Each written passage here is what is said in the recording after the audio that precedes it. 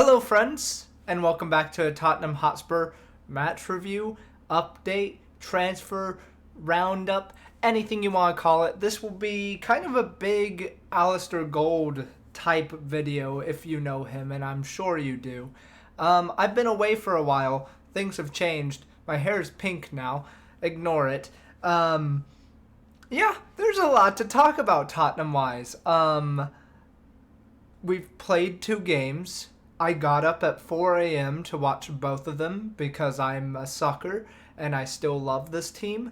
And I have thoughts about it, and I also have thoughts about the various signings we have made and stuff, obviously. So, since my last video, I believe, I think we've confirmed the signing of Perisic. I don't know if that was a thing the last time I made a video.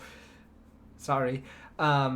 Which obviously is a great deal. And obviously, I think, probably the best left wing back in the world last year. So, obviously, an amazing signing.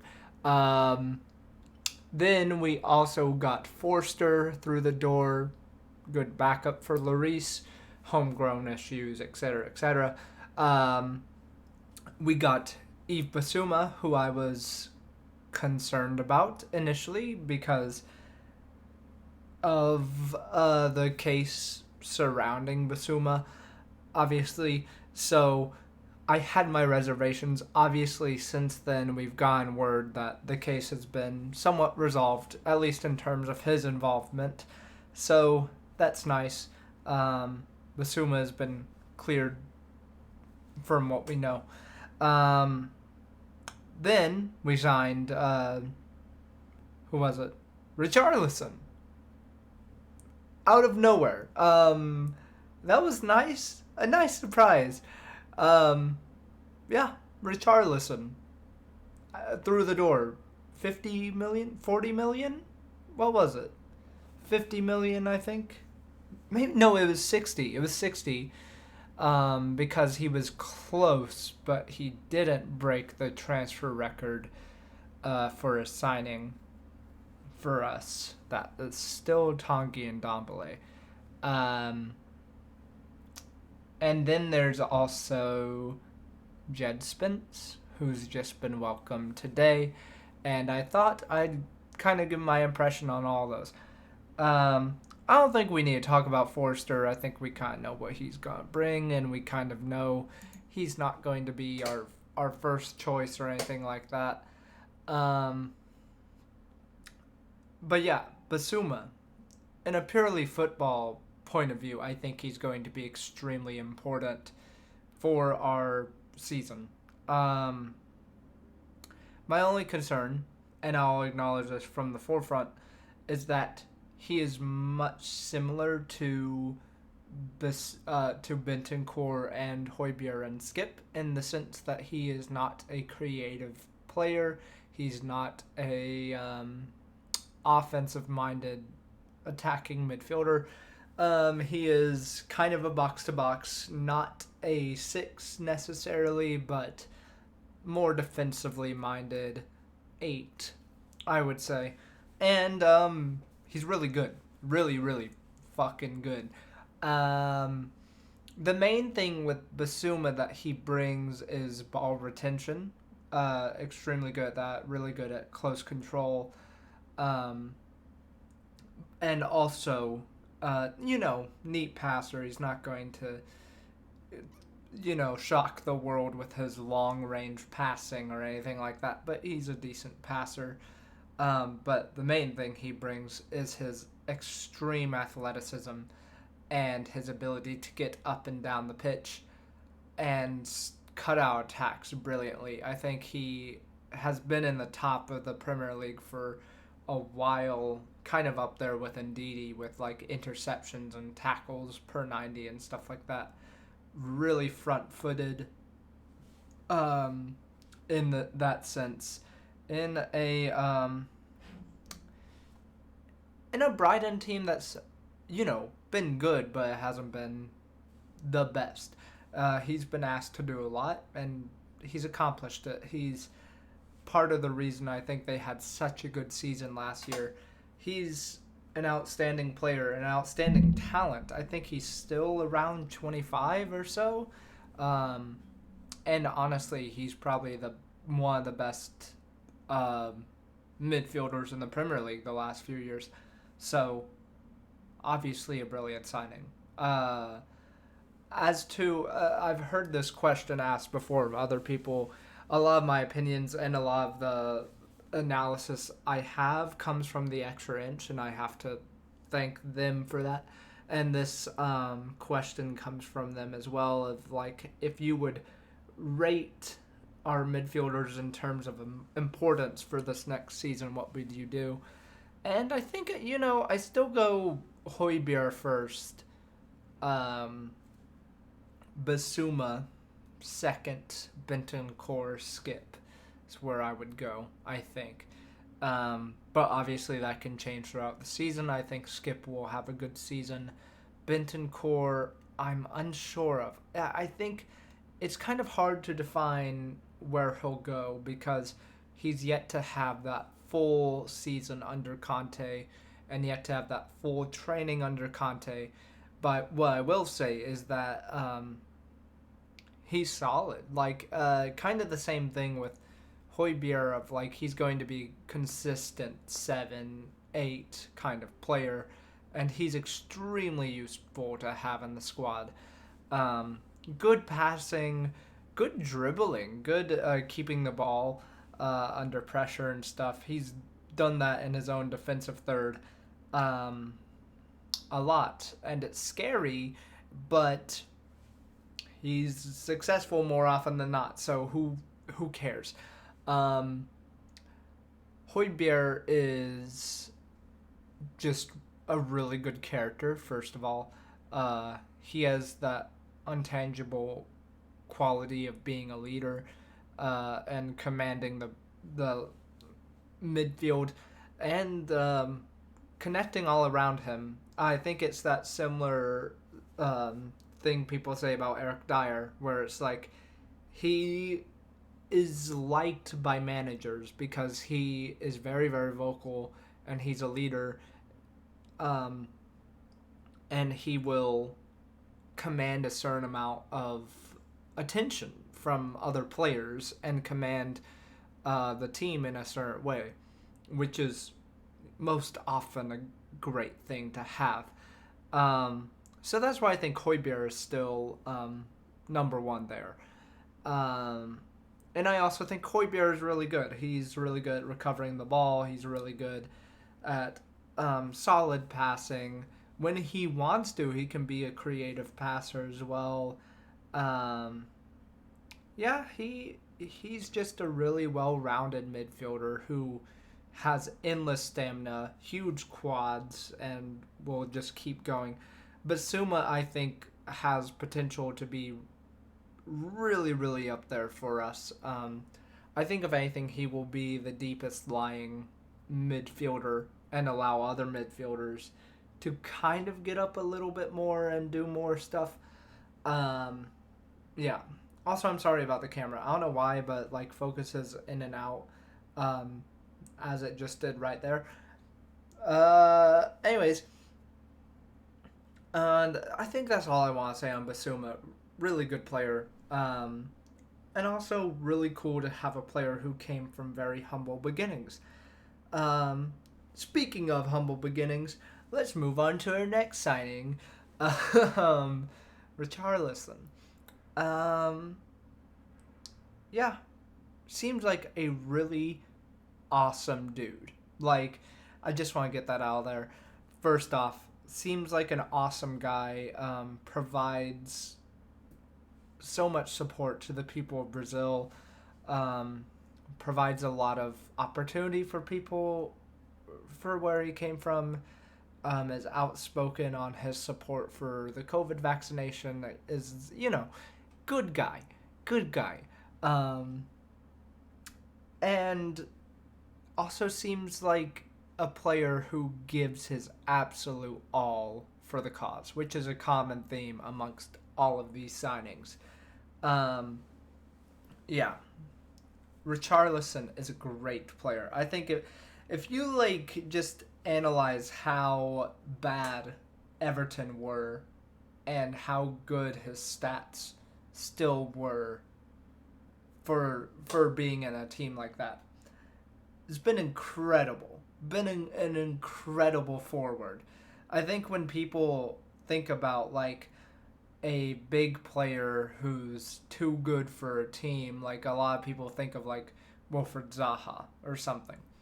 I think he's as good as Zaha. Well, I think he's better than Zaha now, obviously.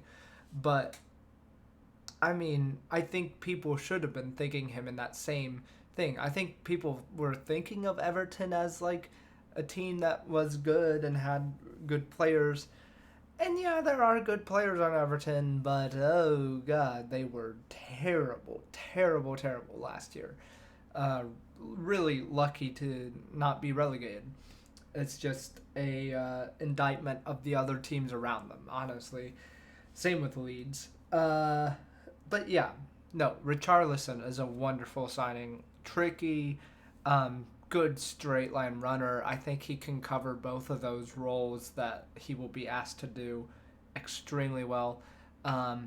If he puts Kane on the bench sometimes to rest him, especially during this extremely busy season that we have coming up, it will be nothing but good to keep Kane healthy because Kane is ridiculous. Absolutely ridiculous, as I get onto in the preseason games. Um, God, yeah, no, Kane, incredible. But Richarlison, I think he has good, simple hold up play. It's not anything crazy. It's not like he's going to be pinging those long balls over to Sonny like Kane does, but he is good, like at distribution, and I think he can knock a through pass in when he needs to. And that's all he needs to do, really, to be a backup there.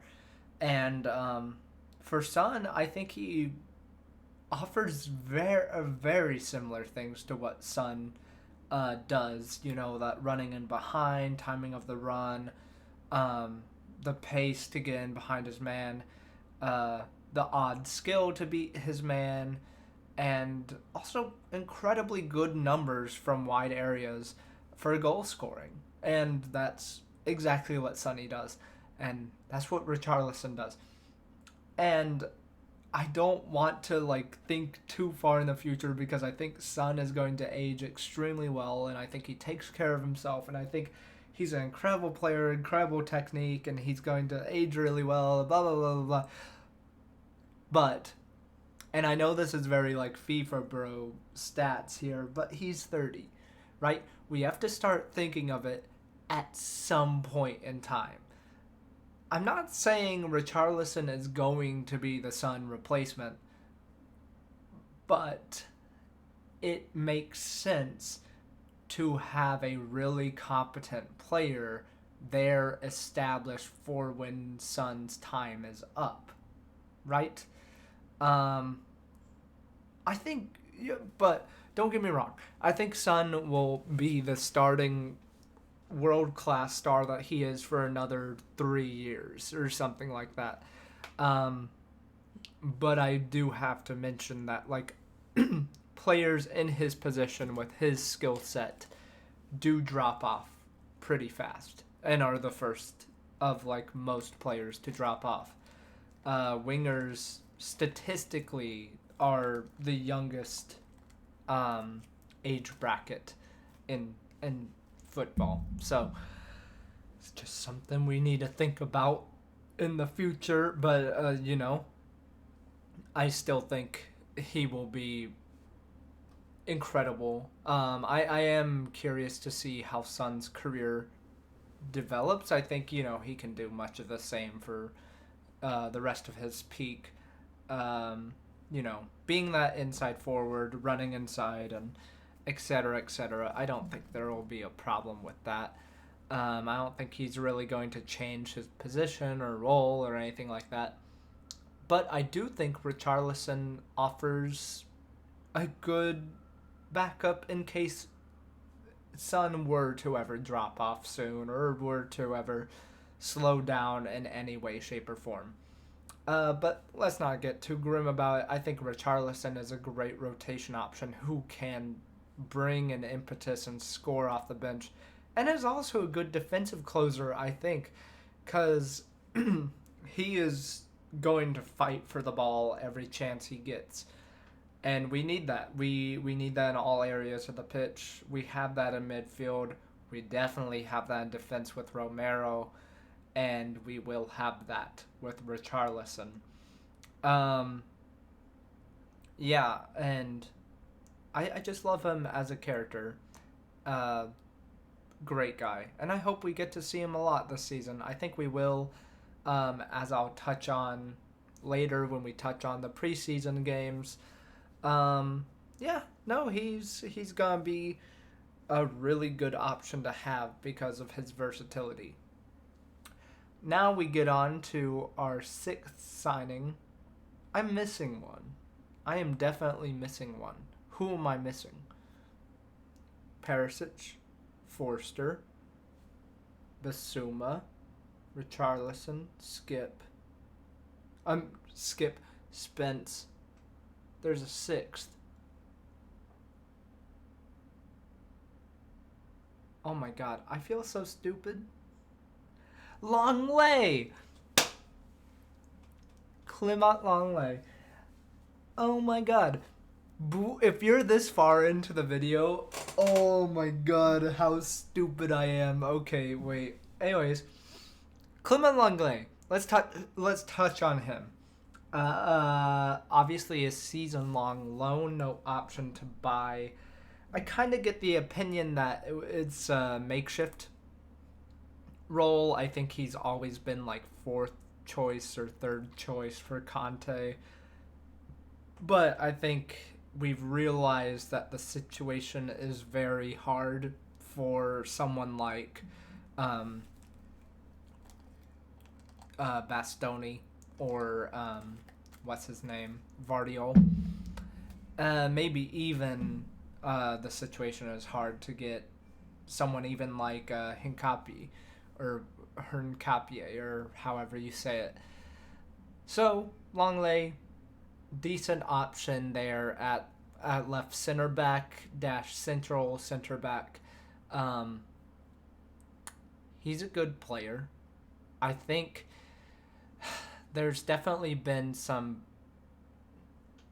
bad things he's done. He's a bit flat-footed at times. He is not always the most proactive defensively. And there have been times where he's just a bit sloppy and you wonder what he is doing. However, I will say there's an extreme upside to his game, and that's his distribution and passing game. And honestly, I don't think there is a better left center back in the world at what he does in possession. I genuinely believe that.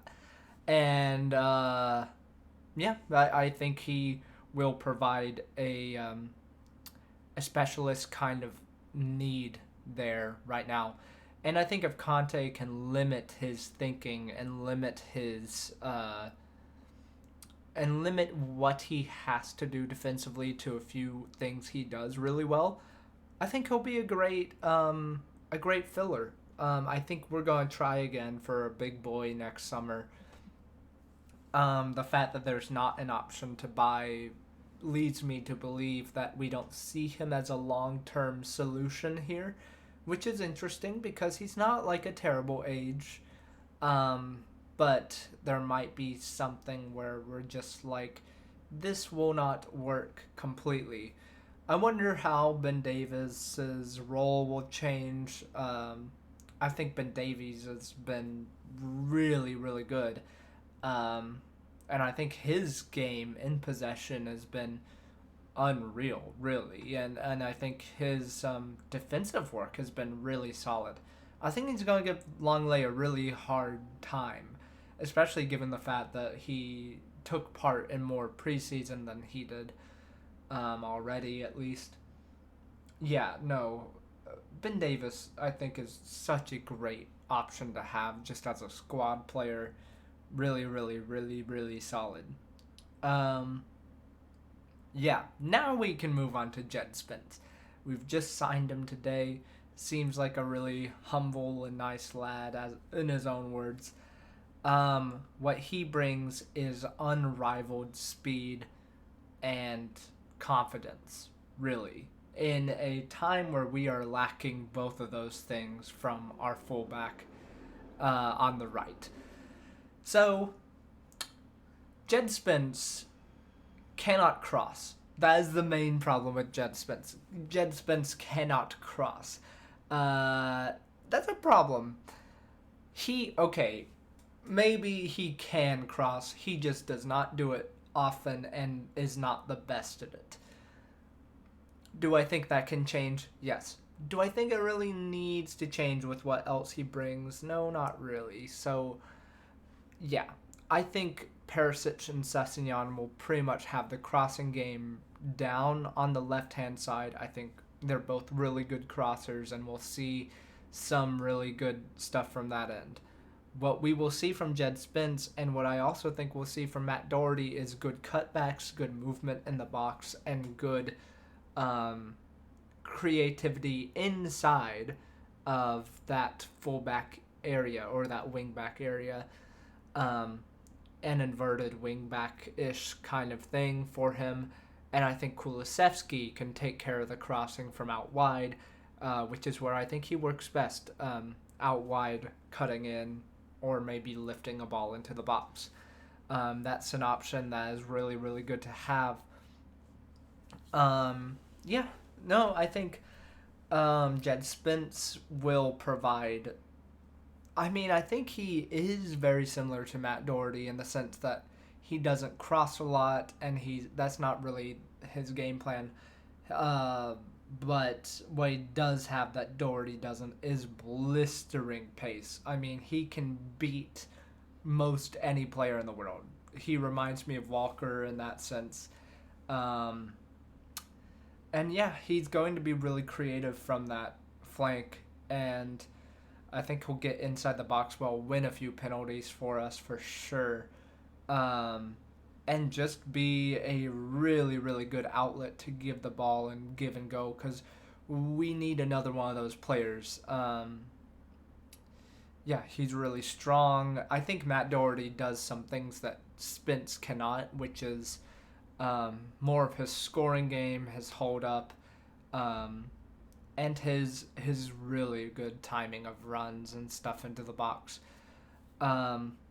Yeah, but Djed Spence is also really young. He's English. It's important to have those players and build a future there, especially with Cess coming through on the other side, who's a similar age, and they've worked together before a little bit. Yeah, but I think Djed Spence is a really promising signing, especially if Conte was someone that was like, I want him. Um, I don't think there are many right backs in the world who can beat a man like him, and it's gonna be great to see what magic Conte can work with him.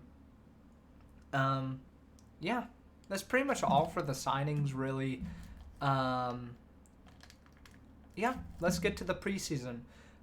I won't really. I'll do the other one first. The one against Sevilla first.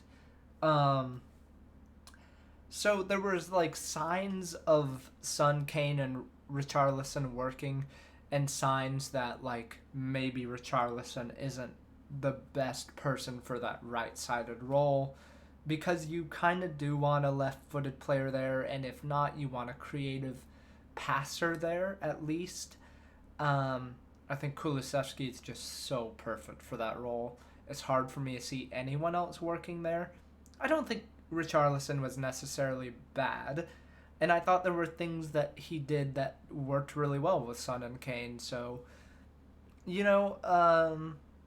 think it was promising. I think it was a promising game. Again, really good fight. Uh, Won a lot of fouls. They were kicking the shit out of him. Um, I wrote a few times in this game and the one previously that Skip was looking really good, especially in his passing game. Um, and I think, yeah, he is just a player that will just grow and grow and grow and fight to grow. Um, Again, a great squad player to have who will fight for his place. Still insanely young. Like, I think he's still 21, which is insane. Is he 21? How old is he? Oliver Skip. He's 21. He turns 22 in September.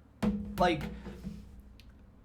insane. I think he's bulked up really well. I think he looks great out there, and I think he potentially can offer something even more than Højbjerg or Bentancur can in terms of his passing game.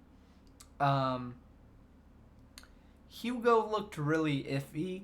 I'll just throw that out there in both of the games. Romero is still insane and by far our best defender, and it's a joy to watch him step foot on the pitch every single time he does. Um, Kane wasn't pressing a lot, which was interesting. Maybe he's just really, really tired after that insane training session. But I did notice it, and it was kind of detrimental a few times. But when he has the ball, holy shit, Kane is so fucking good. Um, or when the team has the ball, I should say. Um, yeah, no, he's a great player. Like, obviously our best player, I think. Son is close to rivaling him right now, but like, still, just not many forwards can do what Kane does, and yeah, no, it was a joy to watch him. I think he has not missed a beat in terms of his on the ball play. Looked straight like he was out of the end of last season, and that was really, really good form. Yeah, there was one cross that Richarlison put in there really, really good. But yeah, I liked Brian Hill in both games. Thought he could be a really good option on that right hand side. I think he's kind of the perfect understudy to Kulusevski. And I think we should use him because I think he's a young player who has a lot of talent, and if we nurture him right under Conte, I think he could be really, really, really good. And yeah, his frame isn't huge, and he's not gonna like shoulder a man off the ball. But oh my god, he's so fun to watch and such a fun player to have. Um, yeah, I'm moving into the game against the K League, in which Eric Dyer scored probably my favorite goal I've ever seen in a Tottenham jersey, because it was really good. The layoff from Brian Hill, the fucking give and go, and just curving it with his left foot into that corner. Oh my god, so fun to watch. I just love Eric Dyer so much, and it's good to see him succeed, and I know there are big things still coming for him. Hopefully he gets in the World Cup squad, Gareth. Um, yeah. Skip showing some lovely passing. Lucas was very, very wasteful, I thought, as a whole in both games. I think the right wingback experiment will be okay. I just don't understand why we need that when we have three other right wingbacks right now. Yeah, Doherty on the left again, which is interesting but not unseen before. He's obviously had experience there when he was at Wolves. Um, Definitely not his best role, but okay. Um, I thought Pape Matar Sarr was really fun to watch as well. I thought he can really ping a ball, that guy. Um, Obviously, very small still. That's something Conte will want to see improved. Um, but the engine on him, he was one of the best in the sprints and stuff, or the running. Um, and his passing was really good. His creativity was good. I think again he's one of those players I can see bringing something else to the table that the other midfielders can't. Um, I'm really excited for him. I would love to see him stick around. I do think maybe a move elsewhere is maybe the right move, but I think he's at a really good level. I don't think I saw much of a drop off when he came on. Um, it was so fun to see Son scoring in South Korea, and see the love that he got there and the love that all the players got. It's insane how much volume he drove to South Korea. How much Tottenham fans have like fully delved into supporting Tottenham from South Korea. It's incredible to see. It's awesome. Yeah, really, really fun to see Son in his home and to see all the fans passionate and loving towards the players.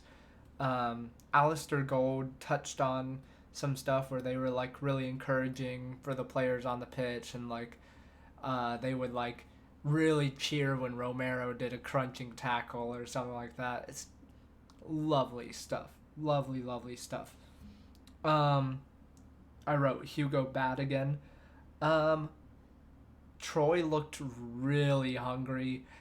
So excited for Troy Parrott right now. I think he's going to be really good this next season after he had that wake up call, and I hope he goes on loan somewhere and brings them to the Premier League and is like in contention for a spot in the next few years.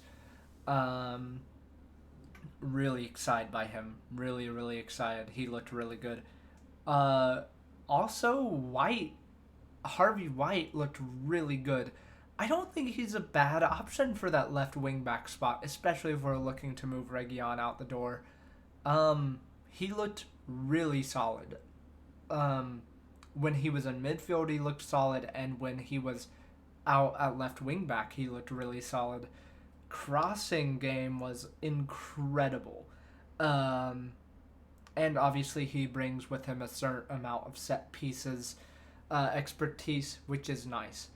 Um, Speaking of set pieces, we now have a set piece coach. Hooray.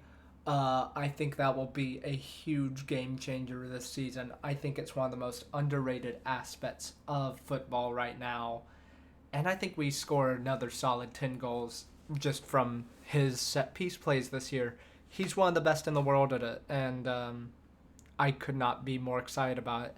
I think he's going to be. I think we're going to see a huge amount of improvement from not only attacking set pieces but defending ones as well. Um, Sessignon also in the K League game looked really good. I would say beat his man a few times, got some good crossing in. I think he's just going to grow and grow, especially under Perisic. And he's going to learn a crap ton working under him. I'm really excited for Sessignon and Spence to form a partnership for years to come. A lot of people are saying the new Rose and Walker. And I say, why not? Why the fuck not? Two young English wingbacks with skill and pace and a lot of potential. Why the hell not? Kane scored a set piece that game. That was funny. um, yeah. No, I mean, things are looking really good for Tottenham. I'll just say that. Like, things look really good, and I couldn't be more excited for the season to start. There's so many exciting moves happening. I do think we should probably look for a creative midfielder and maybe another defender, but on the whole, I'm just so excited. Now comes the point where it all has to click, though. And I really do mean that. If there is any season, any time, any moment for Tottenham to win something, it's right now. It's not the year after, it's right now. Conte has gotten his backing. Conte has a full preseason with his team. And the top teams are doing some risky moves. Sadio Mane has left Liverpool. They brought in a young prospect from Portugal who is good, but we don't know how he'll adapt to the Premier League yet. Manchester City have gotten rid of Jesus and Raheem Sterling, and they were two of their creative forces last year.